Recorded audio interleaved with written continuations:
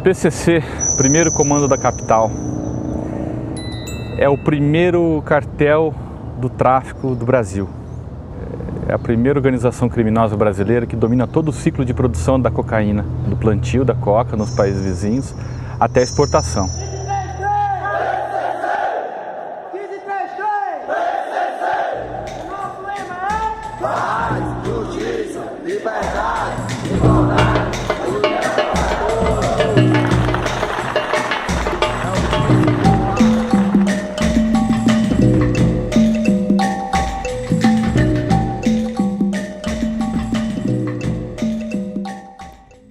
Antes do Marcola, o PCC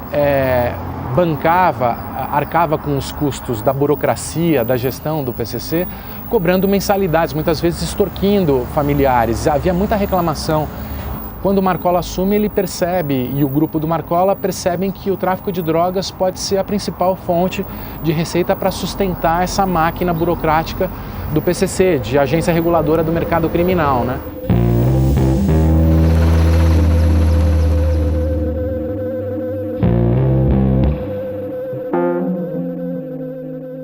O Marcola é um assaltante de banco, né? A origem dele é assaltante de banco. O GG já era um traficante de origem, né? Rogério Jeremias. Ambos são muito inteligentes e a partir do momento que eles assumem o PCC em 2002, quando o Geleião é escanteado, outros são assassinados da cúpula, Marcola assume e lá sim o PCC cresce. Então de sindicato do crime ele se transforma numa facção.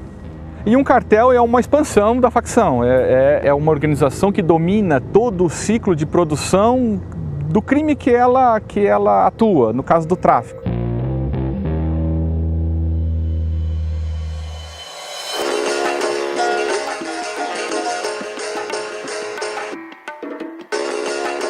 O PCC virou um cartel e o mundo do crime nunca mais foi o mesmo depois disso. Virar um cartel é como entrar na primeira divisão do crime. É ver o Marcola entrar em campo no mesmo jogo que o Pablo Escobar e o El Chapo jogavam. É um nível de organização, é um nível de poder sem precedentes na história do Brasil. Mas, obviamente, chegar nesse ponto não foi fácil e teve muito obstáculo. Nesse episódio da série, a gente vai tentar entender como tudo isso aconteceu.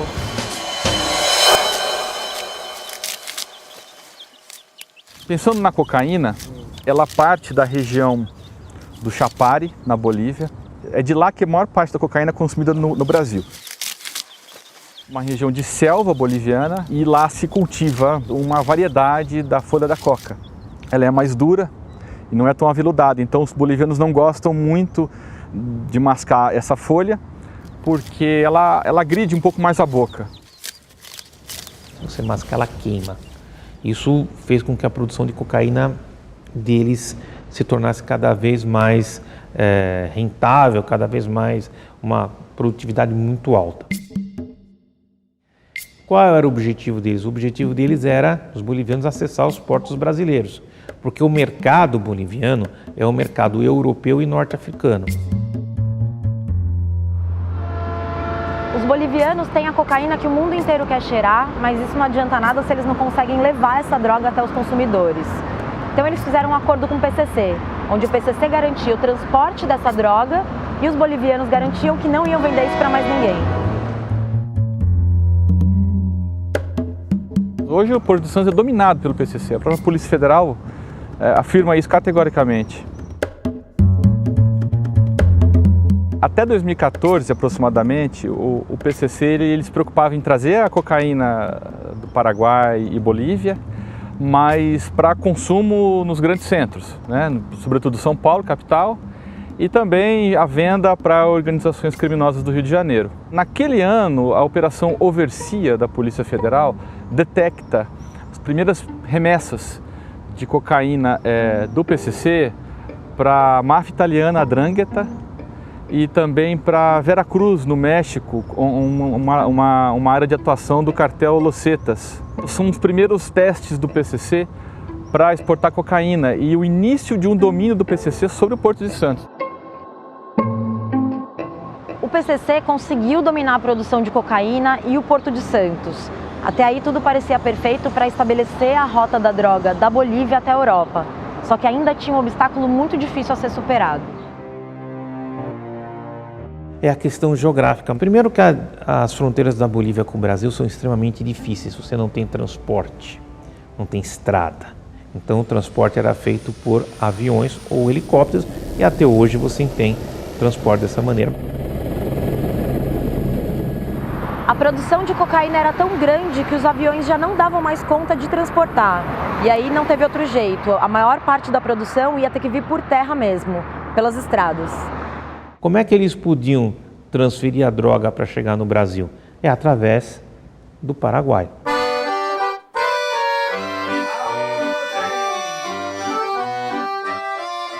Quem primeiro entra nessa região de Ponta Porã, Pedro Juan Caballero, é o Comando Vermelho pelo Fernandinho Beiramar.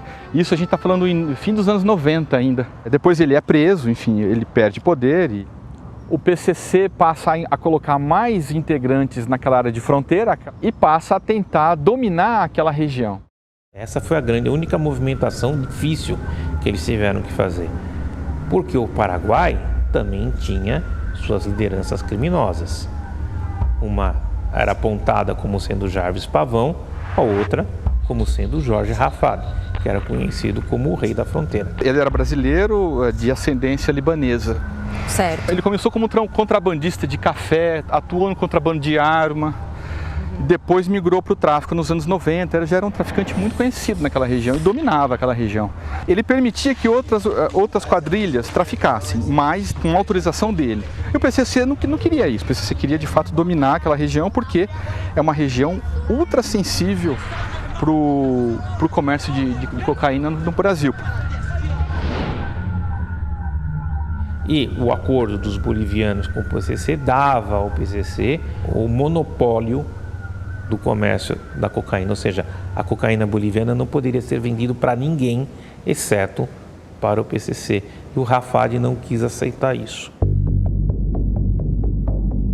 Na calada da noite em Pedro Juan Caballero, Jorge Rafatumani, ele sai da empresa dele escoltado. Em um cruzamento de Pedro Juan, ele ultrapassa o segurança dele que vinha numa caminhonete à frente, ele com uma Hammer blindada, vem a Toyota comandada pelo PCC, cruza com a caminhonete do Jorge Rafá e da janela dezenas de tiros, porque a blindagem da Hammer não é suficiente para segurar uma bala de uma .50 que é mais ou menos desse comprimento, né? E com a morte do Rafad, eles solidificam a rota e se tornam, a partir daí, efetivamente um cartel. O braço do Ministério Público Paulista que cuida do PCC, o GAECO, já defende essa ideia de que o PCC é um cartel. A Polícia Federal também. Há indícios muito fortes, inclusive de comunicação do PCC com organizações criminosas da Europa. Alguns clãs da Sérvia, o clã Sarite, que é um clã que surgiu da guerra da Bósnia lá atrás e que depois migrou para o crime comum, tem uma parceria entre o PCC e o clã Sarite para exportar cocaína, né? A 'Ndrangheta, que trabalha muito com tráfico de cocaína, que é no sul da Itália. Senz'altro esistono molte evidenze di una relazione tra la 'Ndrangheta calabrese, che opera ormai sullo scenario mondiale, quale elemento di collegamento rispetto ai narcotrafficanti del Sud America, perché molte spedizioni via mare di cocaina partono proprio dai porti brasiliani, in particolare dal porto di Recife, dal porto di Santos, molte navi che compiono un percorso definito per i container, poi spesso sbarcano a Gioia Tauro, che è uno dei più grandi porti del Mediterraneo, che è sostanzialmente controllato dalla 'Ndrangheta. Eu acho que o PCC caminha para sofisticar mais os seus negócios, para investir mais em um setor que o PCC ainda é pobre como organização criminosa, que é a lavagem de dinheiro. O PCC hoje é uma autêntica organização criminosa, né?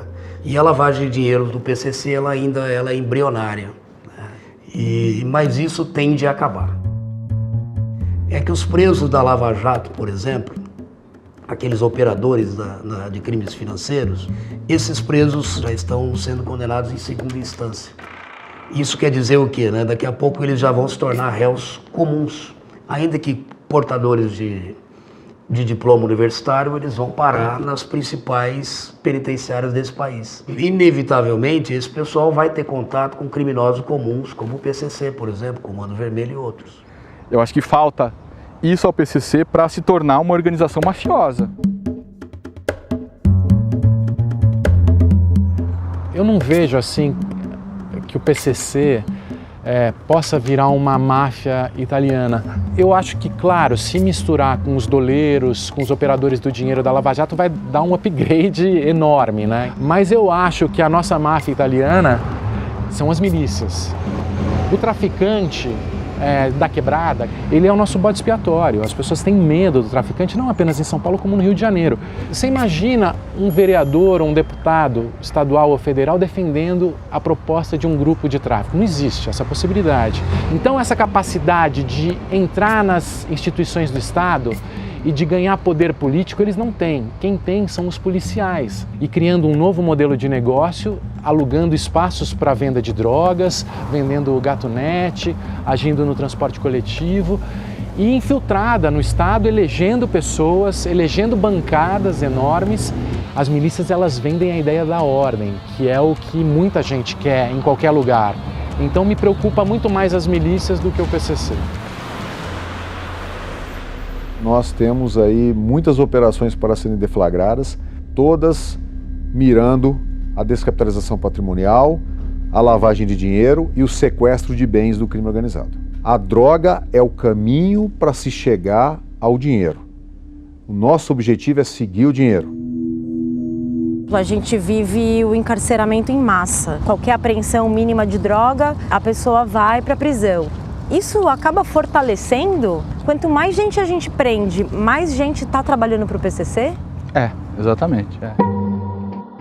De fato, a gente está vivendo aí um dilema. As prisões viraram escritórios onde eles conseguem costurar redes e conseguem fortalecer os chefes. Então, você praticamente, com esse aprisionamento maluco do jeito que nós fazemos, destrambelhado completamente, nós jogamos esses meninos na mão do PCC. Um sistema que não reeduca nada, né? É totalmente corrupto, totalmente desestruturado, que trata as pessoas como animais. Eu costumo dizer que a guerra às drogas, ela dá muito certo para o que ela foi proposta. Então, assim, ela é muito lucrativa para quem tem interesse.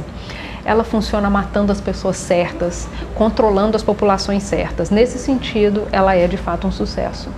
Mas quando a gente pensa isso como política pública, como sociedade, não tem como a gente negar que é uma falência total de qualquer ponto de vista. O que as pessoas não pensam, que parece evidente, né? É que aquela gente que a gente está trancando nas cadeias não vai passar o resto da vida trancado. Eles voltam para a rua. Um país que não sabe tomar conta de preso. Delegacias que não têm papel higiênico. Delegados que trabalham ali sem impressora. Presos que ficam em viatura porque não tem vaga. Você acha que um país desse tem condições de combater o crime organizado? Eu vou mais além. Um país onde a escola pública faliu, você acha que tem condições de combater o crime organizado? É difícil. Não adianta ocultar, nem tentar oprimir. Nós tem gente espalhada em todo canto por aí. Assim, se liga aí, você que tá no mundão.